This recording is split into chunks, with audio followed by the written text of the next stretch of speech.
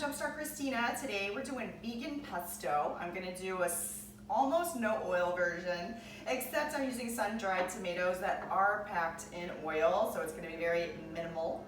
If you are using oil for the recipe and you're not a no oil person, I would not recommend using more than 1 or 2 tablespoons extra virgin olive oil.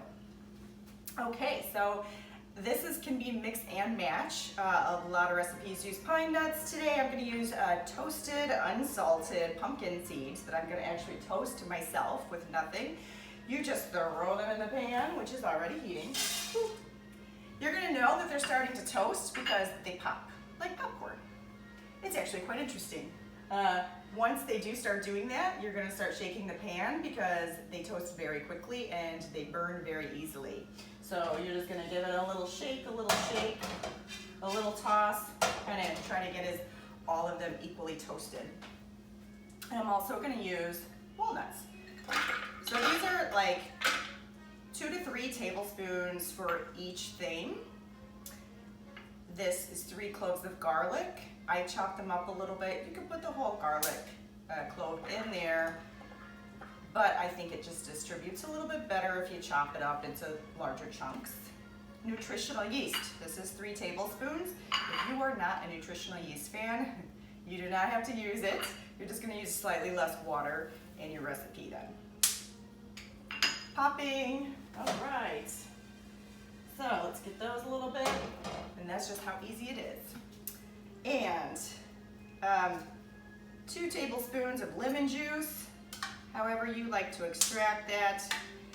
I don't have any fancy dancy mechanisms. I just use this little plastic thing. It just gets the juice out, catches the seeds, no worries. Okay, so my basil, who my loving husband got for me last night out of our garden. Look at these beautiful leaves. Aren't those wonderful? I'm dripping all over. Okay, so these are going to be 2 packed cups. And by pack, I mean you're going to really shove it in that cup full.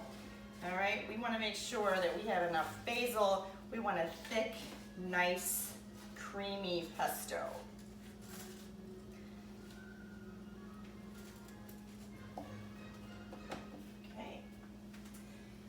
Now, I'm going to put I'll start with 3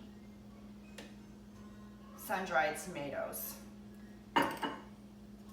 You can have, if you don't want to use sun-dried tomatoes, you do not have to use sun-dried tomatoes. You'll probably just use a little bit less water in your recipe, and then it will definitely be no oil, so that is good for no oil people.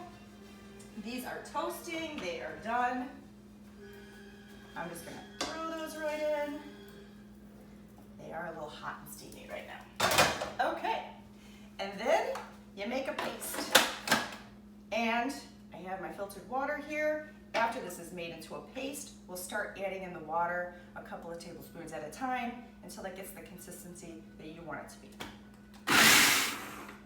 More than likely, you're going to have to scrape down the sides just a few times.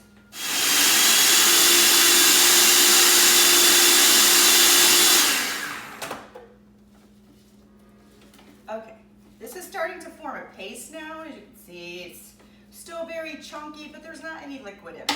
So now we're going to start adding the liquid. If you can add it into the top portion. This does kick up quite a bit, so I'm going to turn it off while I add my water. Okay, I'm going to start with 3 because I know that I usually use around 5 or 6.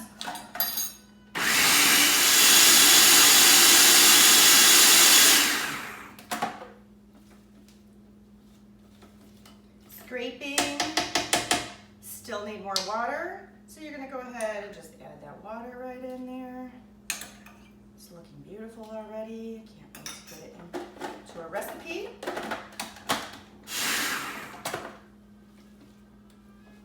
Okay, it is almost the consistency that I want it to be, so I'm going to really start watching it now. I'm not really going to add any more water to it because I don't want it to get watery, so I'm actually just going to let it blend together for another full minute or 2 and make sure that everything is chopped up really well. Of course, you see I have my oh no, I'm probably gonna be very messy in the kitchen today outfit up.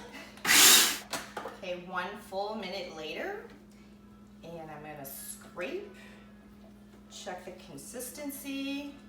Is it where I want it to be yet?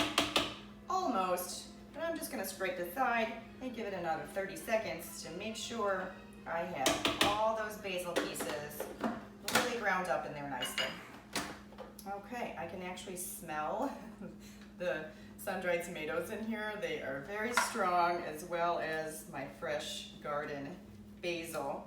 Okay, so now this is a consistency that is really good and not watery. For your recipes, you can taste it now if you want to add a little bit of something to it.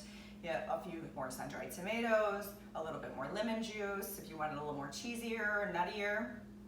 You just go ahead and throw some more nutritional yeast. I recommend doing it a tablespoon or a teaspoon at a time until you hit the mark. And if you want to add salt, go ahead and add salt. Give it another whirl right now.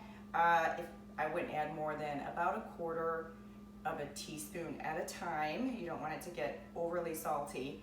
Since the nuts I had put in here already were salted, I decided to forego my salt today. Okay, enjoy. Thanks, guys.